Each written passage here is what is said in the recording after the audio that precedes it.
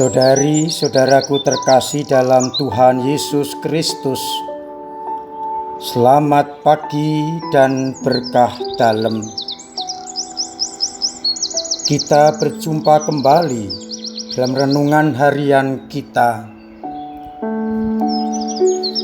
Sabtu 24 September 2022. Bahan permenungan kita ambil dari bacaan Ekaristi harian hari ini yang dikutip dari kitab Pengkhotbah bab 11 ayat 9 sampai bab 12 ayat 8. Pengkhotbah mengingatkan kepada kita semua agar kita selalu ingat akan penciptaan kita. Berarti juga ingat akan pencipta sebelum kembali menjadi tanah. Kita diingatkan agar kita mengingat hari penciptaan kita, di mana Allah dengan sangat hati-hati dengan segala daya citranya menciptakan kita. Dan dengan demikian kita akan selalu ingat dan hidup menurut kehendak Sang Pencipta. Karena semua yang kita alami, di mana kita sering hidup foya-foya, adalah kesia-siaan. Sedangkan pada bacaan Injil, Yesus menubuatkan dirinya bahwa anak manusia akan diserahkan ke dalam tangan anak manusia. Saudari-saudaraku terkasih dalam Kristus, Yesus terus-menerus mengingatkan kepada para murid dan kepada kita bahwa Ia, anak manusia, akan diserahkan ke tangan anak manusia. Artinya, anak manusia akan menderita sengsara, wafat, namun akan bangkit. Atau istilahnya pewartaan, penderitaan atau kesengsaraan terus diulang-ulang oleh Yesus agar para murid akhirnya mengerti dan sadar untuk mencapai kemuliaan. Anak manusia harus mengalami kesengsaraan sehingga tidak akan terkejut ketika Yesus ditangkap, diadili, disesah, menderita, dan akhirnya disalib. Tetapi kita tahu para murid dan kita juga masih dikuasai oleh keinginan kita mengikuti Yesus, berarti ikut memerintah, ikut nebeng dalam kegembiraan ketika Yesus dielu-elukan sebagai raja duniawi. Tapi Yesus mengingatkan kepada kita, anak manusia akan diserahkan ke dalam tangan manusia, akan bersengsara, disesah, bahkan dibunuh, tetapi pada hari ketiga akan bangkit. Ini merupakan teguran kepada kita, atau kalau halus nasihat dan pelajaran bagi kita, agar kita akhirnya sadar kita harus mengikuti Kristus. Napak tilas podo dalem, persis yang dialami Yesus akan kita alami, termasuk dalam kesengsaraan, dalam memangku salib. Dan kalau kita ikut sampai akhir, maka kita juga akan dibangkitkan pada akhir zaman. Seringkali murid-murid Tuhan, termasuk kita, masih berangan-angan ikut Yesus agar mendapatkan kebahagiaan duniawi.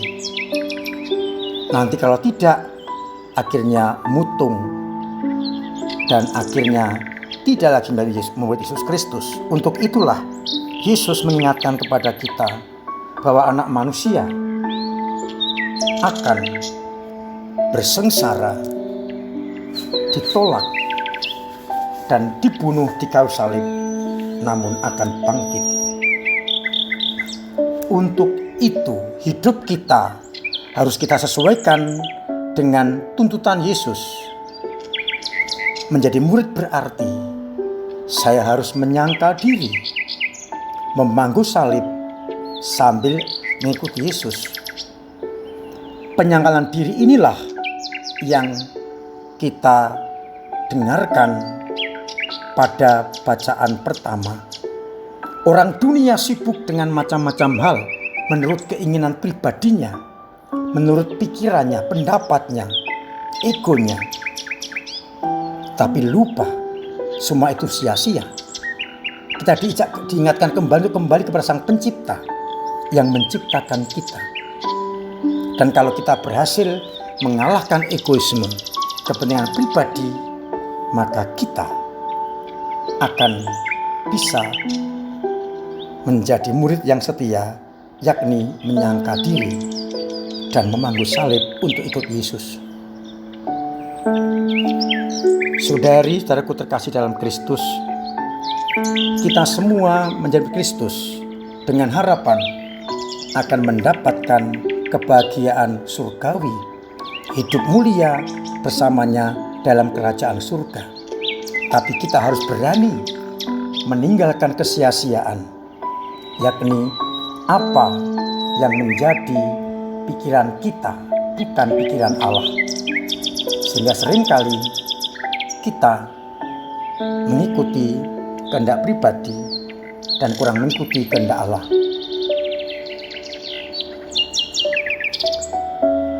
Yesus menyerah kepada anak-anak manusia, tangan-tangan manusia yang menangkapnya. Masih ingat dialog di Getsemani,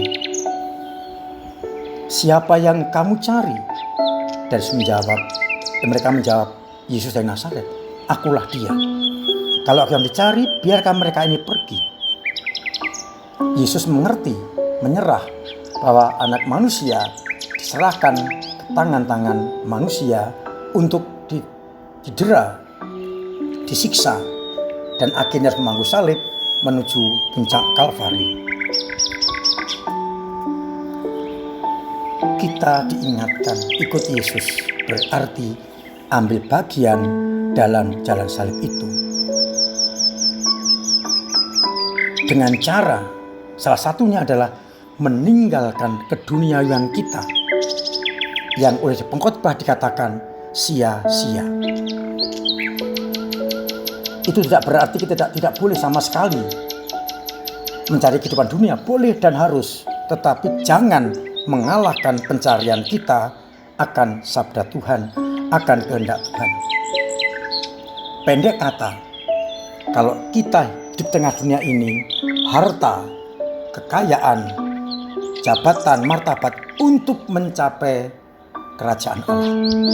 Maka kalau kita punya harta, kita menolong orang lain, kita punya kedudukan, kita tolong orang lain, kita berperhatian pada orang-orang kecil. Itulah yang diharapkan, bahwa harta tetap perlu, tetapi dalam rangka sebagai sarana untuk mencapai kehidupan yang kekal. Maka mari bersama-sama kita mendengarkan, melaksanakan anjuran kitab pengkhotbah. Semua sia-sia. Kita harus kembali kepada kehendak Sang Pencipta yang menghendaki kita hidup bahagia dengan mengikuti aturan, kehendak, dan sabdanya. Dan dengan demikian, kalaupun kita mengalami tantangan kesulitan, kita pun sudah mengikuti Sang Guru memangku salib menuju Golgota agar nanti dibawa kepada kehidupan yang kekal, hidup mulia bersama dengan Allah. Tuhan memberkati kita sekalian. Amin. Marilah kita berdoa. Bapa yang penuh kasih, kami bersyukur karena kami kau ingatkan untuk tidak lekat pada kesia-siaan harta duniawi, tapi kami kau ajak mencari harta surgawi, hidup mulia bersama Allah. Kuatkan kami bila kami mengalami kesulitan dan tantangan. Semoga kami yang sakit Engkau sembuhkan, Engkau beri semangat kembali untuk hidup, dan yang punya beban berat Engkau angkat bebannya. Yang mempunyai kesulitan ekonomi, Engkau gerakkan hati orang lain untuk menolong sesamanya. Engkau tumbuhkan, Engkau berkati usaha-usahanya agar berhasil dengan baik, sehingga mereka semua menangkap kehendak-Mu dan setia akhirnya boleh masuk dalam kerajaan. Kami juga berdoa untuk saudara kami Nawanto yang sedang sakit. Semoga Engkau jamah, Engkau sembuhkan, Engkau angkat penyakitnya agar boleh kembali beraktivitas. Semoga segala usaha, obat, dokter, perawat, sarana apapun yang dipakai untuk penyembuhan berdaya guna. Berkati keluarganya, istri dan anak-anaknya agar tetap tabah dan terus mengusahakan yang terbaik untuk ayah dan suaminya. Semoga ia sungguh Engkau bebaskan dari sakit penyakitnya.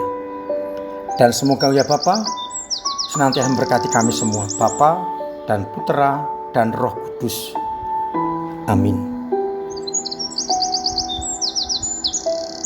Saudari terkasih, saya tetap mengajak, mengingatkan, bahkan mewajibkan untuk mematuhi protokol kesehatan dan jaga kesehatan dengan imun yang kuat, vaksinasi, booster, agar kita terbebas dari segala virus corona. Jauhi kerumunan, cuci tangan, pakai masker. Yang penting adalah menjaga kesehatan sendiri. Saya mengingatkan bahwa besok misa fajar jam 5.30 ditiadakan karena akses ke gereja agak sulit berhubungan dengan HUT Kota Kudus. Mungkin baik kalau Ekaristi Sabtu sore atau Minggu sore. Yang jam 8 pun potensi tetap macet, tetapi masih sudah agak siang, mungkin sedikit agak longgar. Tetap ke gereja, hanya caranya cari waktu yang cocok untuk itu. Besok masih ada lomba-lomba yang lain, cerdas cermat kitab suci, membaca kitab suci yang harus diselesaikan dalam rangka bulan kitab nasional ini. Silakan datang mendukung peserta yang ikut. Dan saya masih tetap mengharapkan agar di bulan September kita terus setiap hari membaca kitab suci sebagai bentuk kita ingin mendengarkan, meresapkan, merenungkan sabda Tuhan.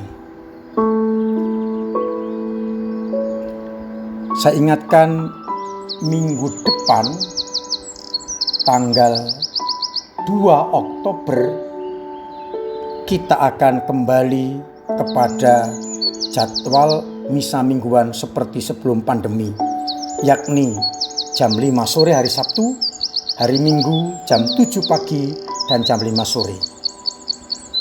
Saya ulang, kita kembali ke jadwal sebelum pandemi. Umat harap maklum dan bertanggung kepada siapapun yang dijumpai agar tidak kecilik ke gerejanya. Saya masih mengundang umat atau siapapun juga yang ingin berkontribusi untuk pembangunan gedung serbaguna kita. Semoga dengan bantuan panjenengan, kebaikan hati berapapun akan diterima. Kalau umat bingung, tersedia amplop pembangunan di dekat kotak-kotak pintu-pintu masuk itu, bisa diambil dibawa pulang, kemudian diisi dan diserahkan dimasukkan dalam kotak-kotak pembangunan. Ataupun kalau tidak mau sulit, transfer atau scan QR pembangunan gereja. Panjenengan yang di luar paroki Kudus, seandainya ingin berkontribusi, terbuka selalu. Bisa menghubungi saya untuk minta scan atau minta nomor transfer. Saya yakin sebagai keluarga Allah, satu komunio gereja, saling membantu demi perkembangan paroki yang satu dan paroki yang lain. Untuk segala usaha yang dibuat dalam rangka penggalangan dana dengan Direct Donate dan juga misa bersama Romo Eko, kami terima kasih banyak siapapun yang telah ikut ambil bagian. Dananya terkumpul cukup banyak, maka beribu terima kasih atas partisipasi panjenengan. Masih tunggu kebaikan-kebaikan panjenengan semua untuk penyelesaian gedung serbaguna gereja kita. Akhirnya selamat pagi, selamat merenungkan, salam sehat, Tuhan memberkati.